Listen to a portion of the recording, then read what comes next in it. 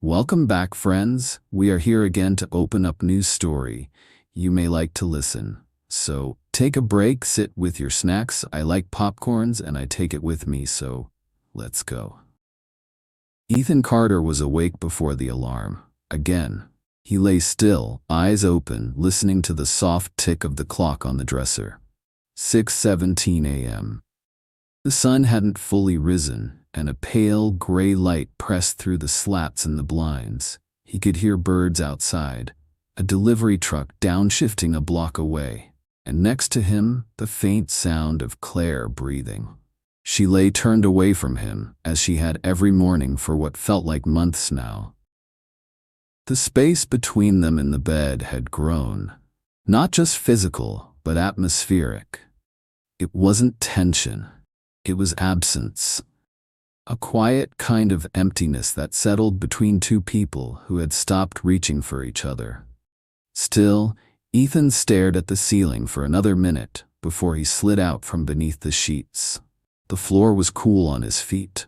He moved quietly to the dresser, grabbed a pair of slacks and a white shirt, then disappeared into the bathroom without waking her. He liked the quiet, or, more truthfully, he had convinced himself he liked it. Mornings used to be a blur of laughter, tangled legs, Claire wrapped in a towel singing off key. Now he had the silence, and he clung to it like a thread. By 6:45, he was downstairs, dressed, tie in hand. The kitchen smelled like coffee and toasted bread. Claire was already there, dressed in leggings and an oversized t-shirt, barefoot, scrolling through her iPad at the counter like it was any other morning. Her blonde hair was pulled back in a messy knot, the kind that looked careless and beautiful at the same time. Ethan had once told her she looked her best, just like that. He hadn't said that in a long time. "Morning," he said, voice soft. "Morning," she replied, not looking up. He moved to the coffee maker. The blue mug was already out, his favorite. Chipped on one side. She always left it for him, even now. A small gesture that made him wonder, did she still care? Was this love, habit, guilt? He poured the coffee black and sat across from her. "Banana bread still fresh," Claire offered, nodding at a plate on the table. "Made it yesterday for the Jensen call." "Thanks," he said, tearing off a piece. "How'd the call go?" "They want a brighter color scheme," she said, making a face. "I swear they think I'm designing a birthday card, not a website." He chuckled lightly. "Sounds like you handled it." Claire gave a half smile. "I always do." A silence settled between them, familiar but not comfortable. Ethan sipped his coffee. Claire tapped at her screen. "You seeing anyone today?" he asked. "Walkers, probably," she said. "They're dragging their feet on approvals again. Might be a long afternoon." He nodded. "Anything I can help with?" "No," she said too quickly. "It's fine." He took another sip. The coffee was strong, bitter, just the way he liked it. On paper, everything in Ethan and Claire's life made sense. They had a neat 3-bedroom house in the suburbs of White Plains. No kids, by choice, at least for now. Both had stable careers. Ethan was a high school history teacher, well-liked, respected. Claire was a freelance graphic designer who ran a small business from home. They paid their mortgage on time. They had Friday pizza nights. They sent birthday cards to nieces and nephews. To their friends, they were the solid couple, the ones who had made it. But Ethan felt it. Every day now. The thing between them was thinning. It wasn't explosive. There were no shouting matches, no slammed doors, just absence. Less laughter, less touch, less everything. At school, Ethan was animated, funny. He brought history to life for kids who didn't care about presidents or battles. But at home, he felt like a version of himself he didn't quite recognize, muted, cautious.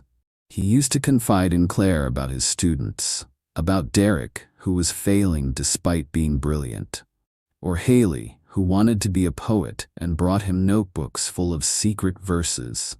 Claire had always listened with her whole heart. She used to ask questions, give advice, smile at his stories.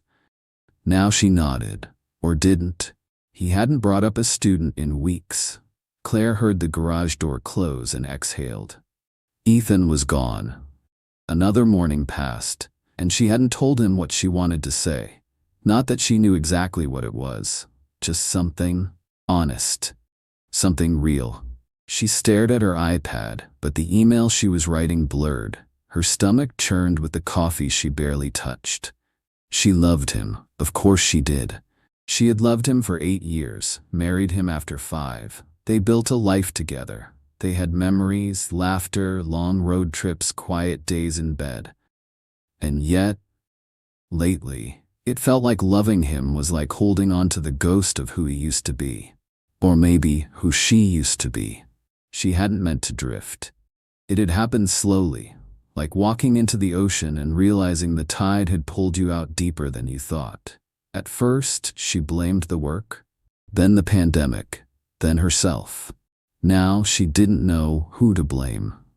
All she knew was this: when she looked at Ethan, her heart no longer jumped. It only asked questions. That evening, the house smelled like roasted chicken. Claire cooked more now than she used to, maybe out of guilt, maybe to feel useful, maybe because it gave her something to focus on. Ethan came home late, faculty meeting. His tie was loosened, shirt wrinkled. He looked tired. "Smells great," he said, setting his bag down. "It's nothing special," she said, dishing food onto plates. They ate in front of the TV, a documentary on Yellowstone, narrated by Morgan Freeman. They didn't talk. At 9, Claire washed the dishes. Ethan checked school emails on his laptop. By 9:45, they were in bed. Both turned out the lights, both facing opposite walls. Ethan listened to her breathing and wondered when they had stopped saying "I love you" at night. He used to whisper it every time, whether she was asleep or not. Now, it caught in his throat. 2 weeks later, Claire met him again. Not Ethan, him. Liam Reynolds. It was chance, or so she told herself. She was working in a coffee shop downtown, something she did when she needed a break from the house. Liam walked in, holding a canvas tote bag and sunglasses, tan from a recent trip, smelling like sandalwood and sea salt. They hadn't seen each other in 6 years. "Claire?" Her heart jolted. "Liam," she breathed. They had coffee, caught up, laughed. He still remembered her favorite cookie. Still said her name like it was a secret. He didn't ask if she was happy. He didn't need to. Back at home, Ethan lay awake. Claire was beside him, but she wasn't there. He could feel it in her silence, in the small shifts, in how her eyes lingered longer on her phone, in the way she always seemed just slightly preoccupied. She didn't lie. But she wasn't honest either. And maybe he wasn't either. He had started to imagine what would happen if they ended it. Not dramatically, just released each other. But then he thought about Sundays. About watching Claire curl up on the couch with her coffee and her playlists. About the night they danced in their kitchen to a Sinatra record. Barefoot, wine drunk. He still loved her. Somewhere inside. He just didn't know if that mattered anymore. Claire had never believed in fate. She believed in planning, in logic, in lists. She color-coded everything. Her inbox folders, her calendar, her grocery list. Her world was design and structure. But when Liam Reynolds walked into that cafe downtown 2 weeks ago, the world cracked open just a little. Now she was seeing him again, by choice. They had agreed to meet at the conservatory in Bronxville. Neutral ground. Public. Beautiful. Not a restaurant, not a dark bar. Nature. Space. A place where nothing too intimate could happen unless they wanted it to. Claire wore a green wrap dress and flats. Simple, unthreatening. She told herself this was just a conversation, a continuation of catching up, a dip into nostalgia. But as she stepped out of her car and saw Liam waiting near the glass entrance, tall and smiling and too familiar for comfort, She felt something shift in her chest. Not love, not lust, but the terrifying sensation of being seen. Liam looked exactly as she remembered. Messy hair, sun-warmed skin, hands always moving when he talked. He was a creative director now for an indie travel brand and had just come back from 2 weeks in Lisbon. He smelled like citrus and adventure. "Still hate olives?" he teased as they walked through the garden path, their steps slow. "Still can't eat them without gagging," Claire laughed. Their conversation was easy, like skipping stones across water. He asked about her work, her design projects, her favorite clients. She told him about her home office and the coffee shop she haunted when she needed space. But not once did she mention Ethan. Not once did he ask. They stopped near a shaded bench, surrounded by ferns and wildflowers. Claire sat. Liam didn't sit too close, but close enough that she noticed. "You look the same," he said softly. Claire turned. "That's a lie." "No," he smiled. "You've always underestimated how much light you carry." She looked away, the compliment cutting a little too deep. Ethan used to say things like that once, before words turned into updates and kisses turned into routine. "I'm not trying to mess things up," Liam added, reading her pause. "I just miss talking to you." Claire studied him. "You left, Liam, 6 years ago." He nodded. "I did, and I'm not asking for anything now. But you showed up today, so maybe we're both missing something." Claire didn't answer. Her silence said enough. That night, Ethan reheated leftover risotto and poured them each a glass of wine. Claire was unusually quiet, though her face was calm. "How was work?" he asked. She hesitated. "Good. Worked from the cafe for a while." "You seem lighter today," he said, not meaning it as an accusation, but hearing the suspicion sneak through his tone anyway. She smiled. "Just got out of the house, that's all." Ethan nodded and chewed, unsure how to respond. Something about her expression felt different, more vivid, more alive, and for the first time, he wondered if someone else had seen it too. Claire and Liam didn't sleep together the next time they met, or the third. But they shared too many words, too many looks. Each conversation became a thread that pulled Claire further from home. She didn't mean to lie to Ethan. Not exactly. She still kissed him goodnight, still folded his laundry, still responded when he reached for her under the sheets once or twice a week. But every time she closed her eyes, she pictured Liam's hands as he spoke. His smile when she made him laugh. The tilt of his head when she talked about feeling invisible. Because Liam didn't just hear her, he remembered. When she told him she hadn't painted anything in over a year, he asked why. When she admitted she didn't know, he said, "I think you do. You just forgot how to want something for yourself." No one had said something like that to her in years, especially not Ethan. Ethan stood at the whiteboard, dry erase marker in hand, lecturing about Reconstruction and post-Civil War amendments. He was good at his job. He knew how to get even the least interested seniors to care about history. But he found himself staring too long at the word freedom he had written in bold. After class, he sat at his desk staring at a half-finished email. It was supposed to be a reminder for the faculty team about budget meetings. Instead, it was one line. "How do you know when your marriage is over?" He deleted it, then rewrote it in a note on his phone, then deleted that too.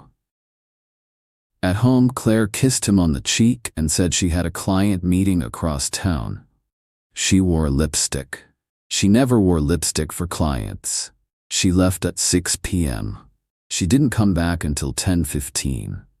Claire hadn't planned it. That night with Liam, it just happened. The air between them was thick with unspoken things, and when she leaned in to hug him goodbye, he kissed her. It was soft, careful, like he was asking permission. She didn't stop him. She kissed him back, hands curled against his chest, heart beating too fast. When they pulled apart, both were breathless. Claire touched her lips as if surprised. "I should go," she said, voice unsteady. "Do you want to?" Liam asked, his voice low. She blinked. No, but she went anyway, and cried the whole drive home. That weekend, Claire didn't leave the house. She cleaned obsessively. Pantry, junk drawer, baseboards. Ethan noticed but said nothing. He helped her rearrange the closet as if that could fix what they were both afraid to name. Sunday night, they watched a movie. Ethan reached for her hand under the blanket. She let him hold it. But all she could think about was how different it felt when Liam touched her. How her heart fluttered in her chest instead of sitting still like this. That night, she lay in bed beside Ethan and stared at the ceiling. She wanted to tell him everything. Wanted to confess, cry, be held. But the fear was louder than the truth. So she said nothing. Ethan wasn't stupid. He noticed the changes. The longer showers, the texts she never answered in front of him. The way she flinched, just slightly when he touched her. He watched her sleep sometimes, wondering if she was dreaming of someone else, wondering what he'd done or hadn't done to become a background character in his own marriage. One morning, he found one of her old sketchbooks open on the kitchen table. A half-finished charcoal portrait stared back at him. It wasn't of him. He closed the book gently and didn't mention it. A week later, Claire stood in the cafe bathroom, staring at herself in the mirror. She was supposed to meet Liam again in 10 minutes. She had worn her favorite earrings and a new cardigan. Her hands were shaking. She thought about Ethan making her coffee that morning, about how he smiled even when she barely said 2 words, about how he still tried, still waited, and she realized something terrifying. She loved them both. But she loved them differently. With Ethan, it was history, structure, safety. With Liam, it was heat, awakening, and danger. She wasn't sure which one scared her more. That evening, Ethan got home early from school. A faculty meeting had been canceled. The house was quiet. He thought about texting Claire but instead walked to the living room. That's when he saw it. Her phone, left unlocked, buzzing on the side table. A message from Liam R. "Still thinking about the way you looked yesterday? Meet soon?" Ethan didn't touch it. He sat down and waited. Ethan didn't tell Claire what he saw. Not that night. Not the next day. He carried it with him instead, like a stone in his pocket. Heavy, quiet, always there. The message, Liam R. The text that changed everything and confirmed what he had already suspected. He wasn't angry. Not yet. He wasn't even heartbroken. What he felt was harder to name. A mix of deep sadness and strange relief, like hearing a doctor confirm the diagnosis you already knew in your bones. Claire was in love with someone else. Or maybe she was just seeing someone else. He wasn't sure which hurt more. That evening, Claire came home late again. She walked into the kitchen, hair windblown, cheeks flushed like she'd been running, though Ethan knew she hadn't. She smelled faintly of eucalyptus and something else, something warm and unfamiliar. "You're back," he said, setting down his book. She blinked. "Yeah. Sorry, I lost track of time. Meeting ran long." He nodded. "No worries. There's leftover pasta if you're hungry."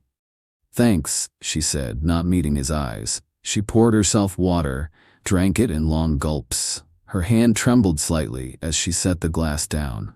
They stood in silence, the hum of the refrigerator the only sound between them. And then Ethan spoke. "Who's Liam?" Claire froze. The air snapped tight between them. She looked at him slowly, her mouth parting, words forming and falling apart all at once. "I saw the message," Ethan said gently, calmly. "You left your phone unlocked." Claire swallowed. Her face went pale. "Ethan, I'm not asking you to lie," he interrupted. "Just tell me." Her lips quivered. She looked away, leaned on the counter, bracing herself. "He's someone I used to know from before. We reconnected a few weeks ago." Are you in love with him? Ethan asked, his voice barely above a whisper. Claire didn't answer right away. Yes, she finally said. It felt like someone had punched him, not with a fist, but with the truth. Heavy, real, inescapable.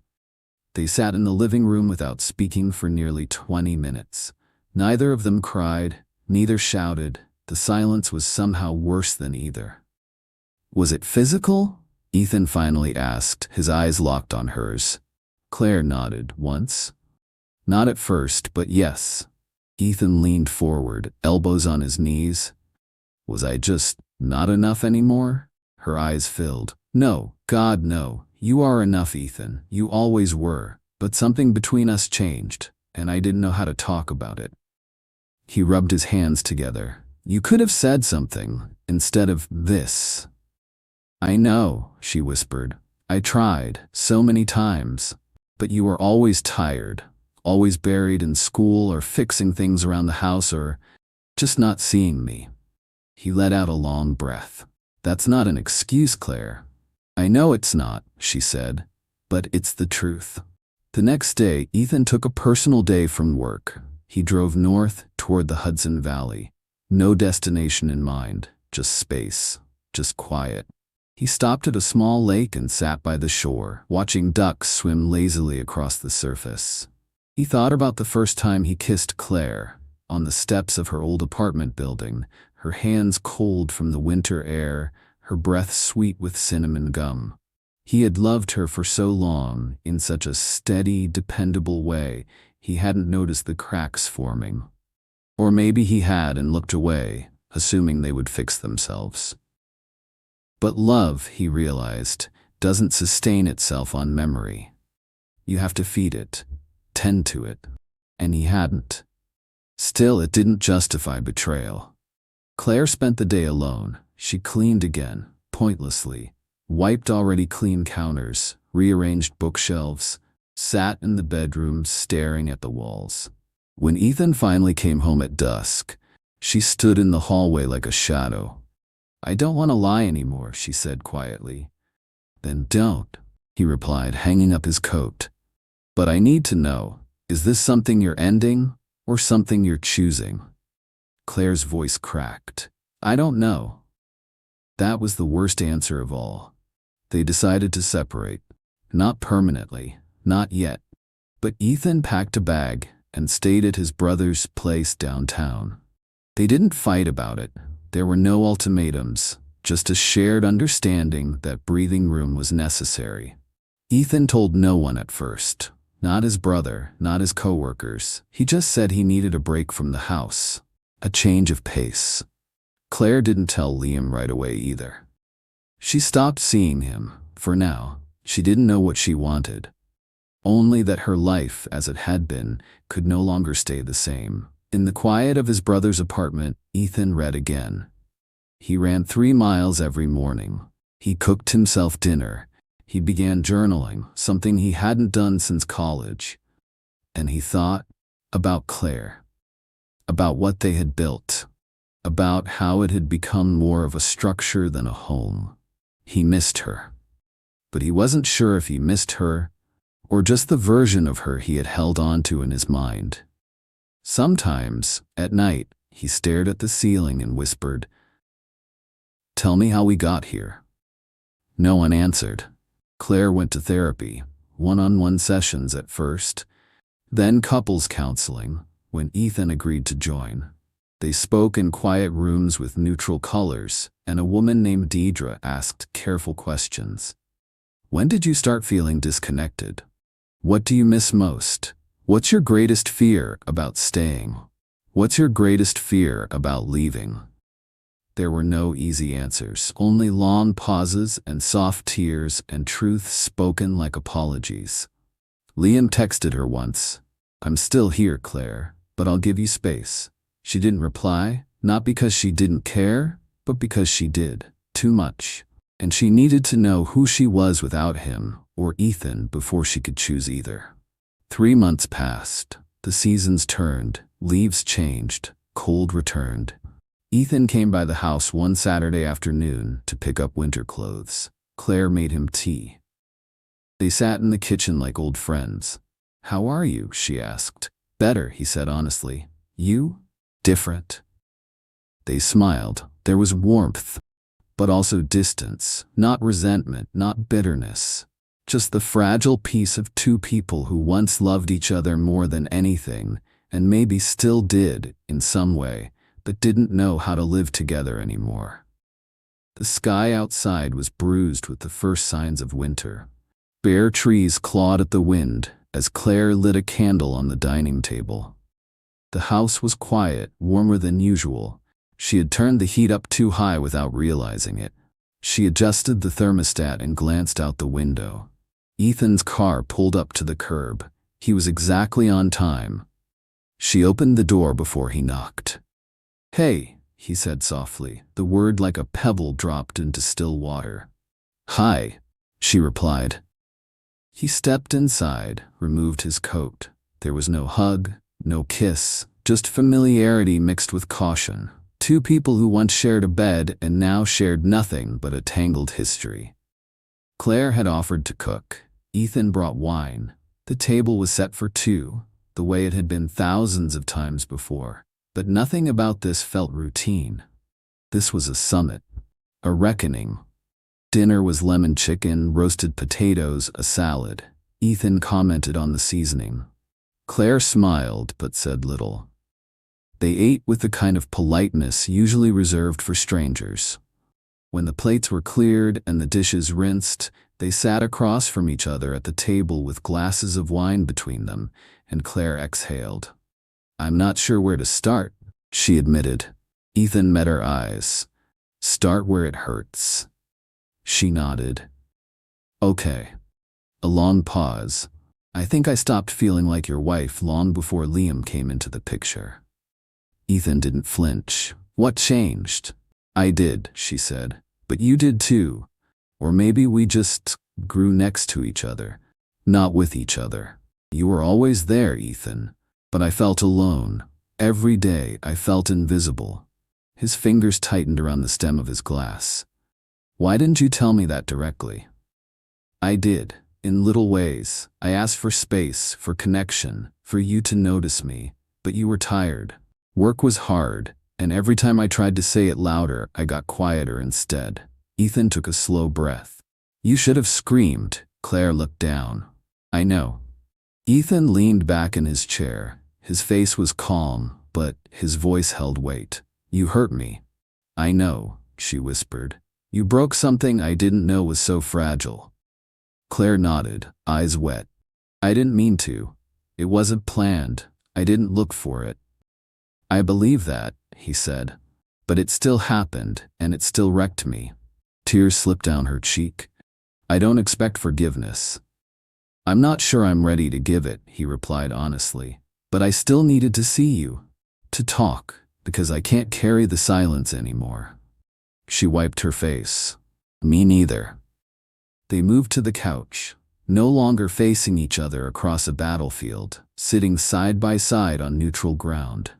There was something sacred in the silence that followed, an understanding, unspoken, that this was a final fork in the road.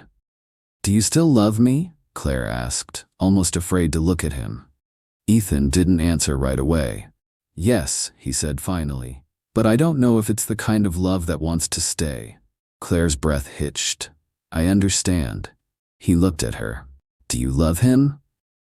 "I don't know what to call it," she replied. "It wasn't just about Liam, it was about me.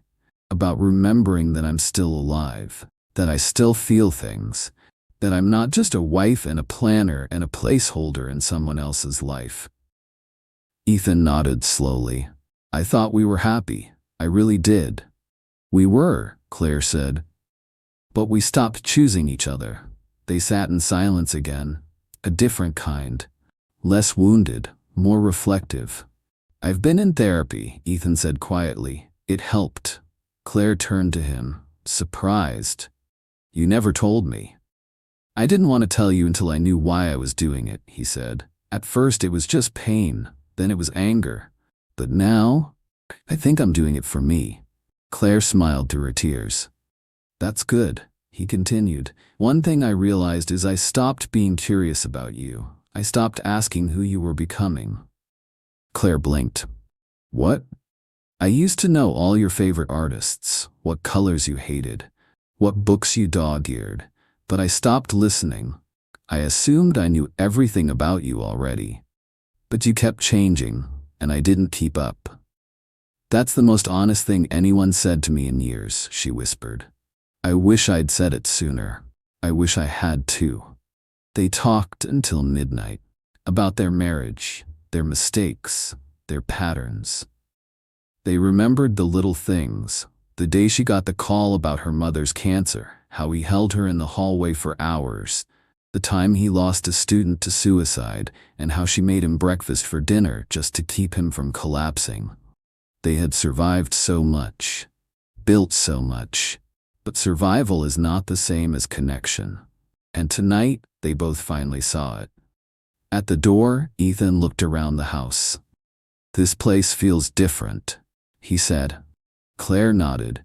It is. Are you seeing him? He asked. No, she said. Not since that night. I needed space from everyone. He studied her. Do you miss him? Claire hesitated. I miss what he woke up in me, not necessarily him.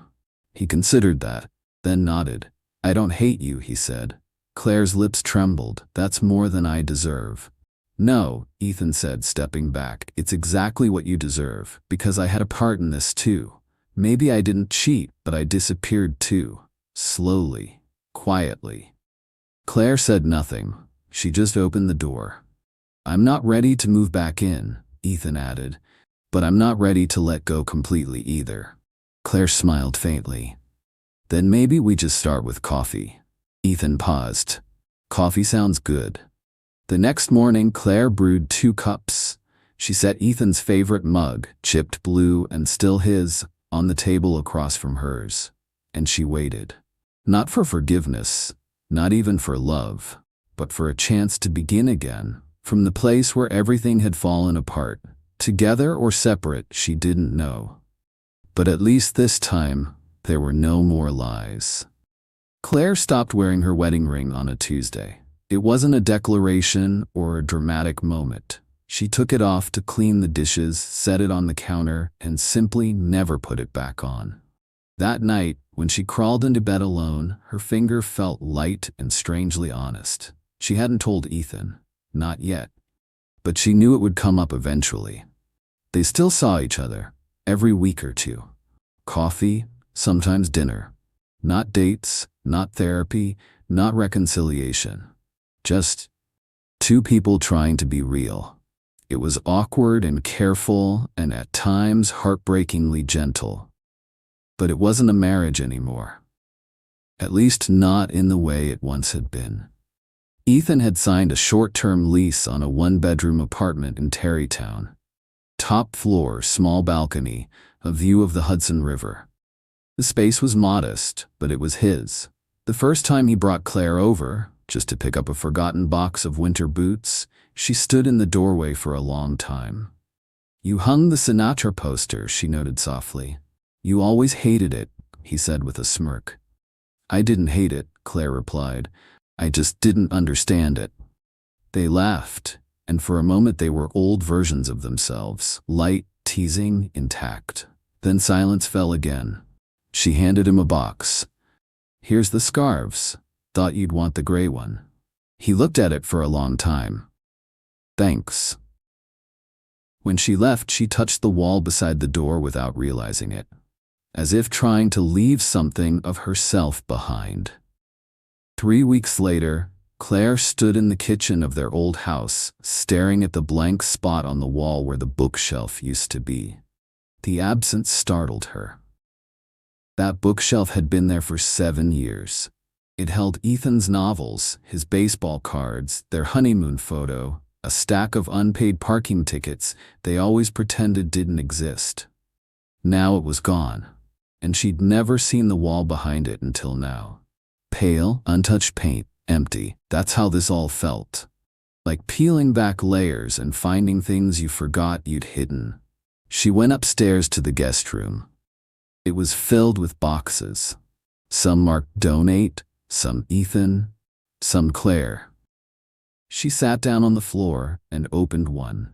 Inside was a sweater she hadn't worn in 5 years, a Christmas ornament from their second year of marriage, and a ticket stub from a concert they'd attended on a rainy night in Brooklyn. She didn't cry.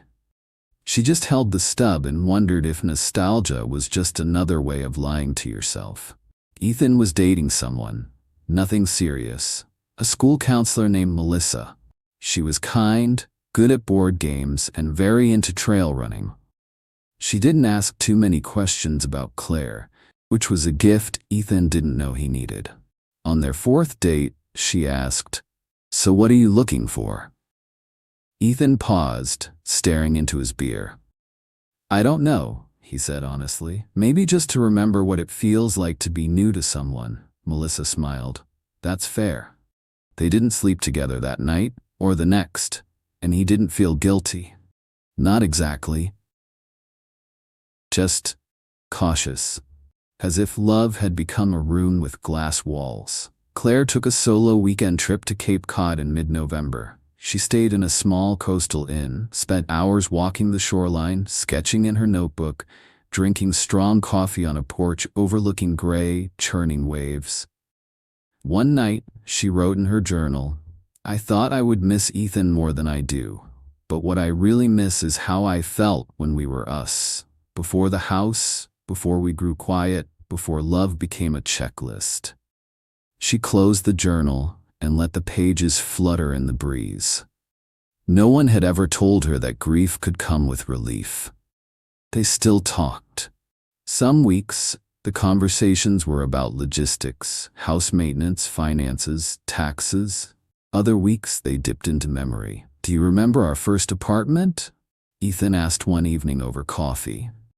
"With the leaking radiator and the angry neighbor downstairs?" Claire smiled. She thought we were running a dog kennel. "We didn't even have a dog." They both laughed, then fell silent. Ethan sipped his drink. "I never meant for us to become strangers." Claire nodded. "Neither did I, but maybe we stopped choosing each other before we even realized it." He looked up at her. "Do you still love me?" She held his gaze. "Yes, but I think I'm learning to love myself more." It wasn't a cruel thing to say, just true. And Ethan, to his surprise, respected her more for it. By December, they had made a decision. Ethan would keep the house for now. Claire would find a studio apartment closer to the city. They would file for legal separation but not divorce, not yet. Neither of them were ready to burn the bridge entirely. "Maybe someday," Claire said, "we'll find each other again in some different way." Ethan smiled sadly. "Or maybe we'll just let each other go, kindly." They boxed up the last of their shared belongings together. No fights, no anger, just quiet sorting, shared glances, and some small conversations about what belonged to who. They didn't argue over the coffee table. They both hated it anyway. Claire moved into a small loft in Yonkers with brick walls and bad water pressure. She filled it with plants and books and music she liked, but Ethan never had. She painted again, on actual canvases, not just her iPad. She signed her pieces with her maiden name, not to erase Ethan, but to find herself beneath the title of wife. She stopped thinking about Liam, not out of bitterness, but because that chapter had ended too. He had messaged her once. She hadn't responded. Some things are meant to wake you up, not stay. Ethan walked into a bookstore one Sunday afternoon and found a novel he remembered Claire mentioning years ago. He bought it, unsure why, and read it in 3 days. He found her number still saved under C. He texted, "Finally read The Art of Fielding. You were right. I loved it." 2 days later she replied, "Took you long enough." He smiled at the screen. They didn't talk more that week, but it felt like a thread. Not of rekindling, just of recognition. On New Year's Eve, Claire stood on her rooftop alone, a glass of wine in hand. The skyline twinkled in the distance, fireworks going off from scattered corners of the boroughs. She wrapped her coat tighter and whispered, Thank you to the sky. Not to Ethan, not to Liam, not to the past, to herself. For surviving, for choosing honesty, for beginning again. Somewhere across town, Ethan toasted a quiet glass with his brother. And maybe, just maybe, they both looked up at the same moment. Separate.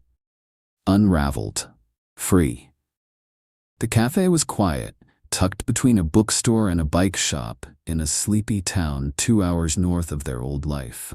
Claire arrived first. She chose a table near the window, the one with the chipped wooden edge and view of the lake. The town was a mix of old colonial charm and modern touches.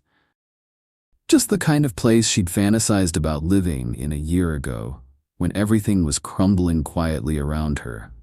She wore a green sweater, simple earrings, no makeup. Her hair was shorter now. Not dramatic, but enough to make her feel new. Ethan walked in just as the barista called out her name. She looked up and smiled, genuine, steady. Hey. He looked different too, thinner, more at ease. He wore a denim jacket over a flannel shirt and carried no expectations in his eyes, just presence. He sat across from her. They didn't hug. They didn't need to. The last time they had seen each other in person was 6 months ago, when she handed over the final set of keys to the house. There had been a quiet sort of goodbye, but no ceremony, no declarations of love or farewell. Just two people acknowledging a shared life was no longer shared. Today was not a reunion. It was a check-in. A moment of stillness between two people who had weathered a storm and lived to name it. So, Ethan began, wrapping his hands around a mug of coffee. How's the studio? Claire brightened. Busy, messy, glorious. I've got 2 shows lined up this year, one in Manhattan and one in Beacon. That's amazing, he said genuinely. I always knew you'd do something like that. Claire laughed. No, you didn't. You used to beg me to stop leaving paintbrushes in the sink. True, he said with a grin, but I always believed in you. She met his gaze. Thank you. Ethan sipped his drink. And you? You seeing anyone? Claire shook her head. No? No, I dated someone briefly, a guy who owned a vinyl shop, very into Fleetwood Mac. He raised a brow. Is that a red flag? Only if he tries to compare our love life to rumors. They both chuckled. Claire asked, and you? Ethan hesitated. I was, Melissa, for a while. Oh. Claire's voice was neutral. She was kind, he added, but I wasn't ready. Claire nodded. I get it. He looked out the window. I think I needed the quiet time to hear my own thoughts again, without filtering them through someone else. Claire rested her chin on her hand. I think we both did. Later, they walked down to the lake. It was cold, early spring, the kind where buds dared to push through, but the air still bit at your skin. They moved without touching, but not without connection, the kind that doesn't demand anything. That just is. I've been thinking about us lately, Ethan said after a while. Claire didn't interrupt. Not in a way where I want to undo things, he continued, but just thinking about what we had, what we lost, and what we became. I've been thinking too, she said softly, mostly about how love changes, or maybe how people do. He nodded. I used to think love was supposed to stay the same. Like once you find it, it freezes, and everything else just revolves around it. I used to think that too, she admitted. They stopped at the edge of the dock. The lake was still. Peaceful, but love's not static, Ethan said. It grows or it rots. We didn't let ours grow. No, Claire said. We pruned it to death, trying to keep it neat. They stood in silence. Then Ethan said, Do you ever wish we'd fought more? Claire turned to him. No, I wish we'd listened sooner. Back at the cafe, they split a piece of lemon cake. Remember when we tried to make a cake for your mom's birthday? Claire asked. Ethan groaned. You used salt instead of sugar. You were in charge of measuring. You were in charge of not ruining dessert. They laughed like they hadn't in a year, fully, without hesitation. The ease between them had returned, not as lovers, but as people who had made peace with each other's ghosts. Ethan stirred his coffee. You know, I used to think the worst thing that could happen was losing you. Claire tilted her head. And now? Now I think the worst thing would have been staying together out of fear. Her throat tightened. But I didn't lose you, he added. Not really. No, she said, we just changed shape. Claire pulled a small envelope from her bag and slid it across the table. Ethan looked at her. It's not a letter, she said. It's a gallery invite. The one in Beacon. I'd like you to come, not because you owe me, just because you knew me before I became this version of myself. He opened the envelope and read it. I'll be there. She smiled, eyes shimmering with emotion. Thank you. For what? For showing up. Then, now, always. He paused, then reached across the table, not to hold her hand, but to press his fingers gently against hers. Just for a moment. Then he let go. That night, Ethan walked the long way to the train station. He passed a bookstore, a music shop, a florist selling daffodils by the bunch. He bought a bouquet, not for anyone specific, just because the yellow reminded him of something warm. He sat on a bench and watched the sky darken. He didn't feel broken anymore, just open, and that was enough. 2 months later, Claire stood in the middle of her gallery, surrounded by people and wine glasses and soft jazz. Her work hung on the walls, bright colors, bold brushstrokes, stories painted in silence. She wore black and gold, her hair swept up. She looked like someone who had built a life out of ashes and memory and steel. Ethan arrived just after 7. He wore the jacket she always liked, held a single daffodil, and walked toward her with the same quiet steadiness that once made her fall in love. They hugged, this time, fully, deeply, without needing to say anything. Your work is beautiful, he said, stepping back. Thank you, she replied. You helped shape it. No, he said. You shaped yourself. They wandered the gallery side by side, not a couple, not strangers, something else entirely. Near the end of the night, Claire stood by the last painting, her favorite. A house, painted in abstract strokes, one side decaying in grays and browns, the other alive with color, blooming from cracks. A golden line ran through the middle, like a scar sealed with light. Ethan stood beside her. What's it called? He asked. The shape of after. He looked at her. She looked at him. And then they both turned back to the painting, letting the silence say what words never could. Final line of the story. Some love stories don't end. They just become something else, something quieter, something stronger, something true. I hope you enjoyed the story. If you then, don't forget to subscribe and turn on the bell icon for latest updates. And also like this video, it helps us to grow on this platform.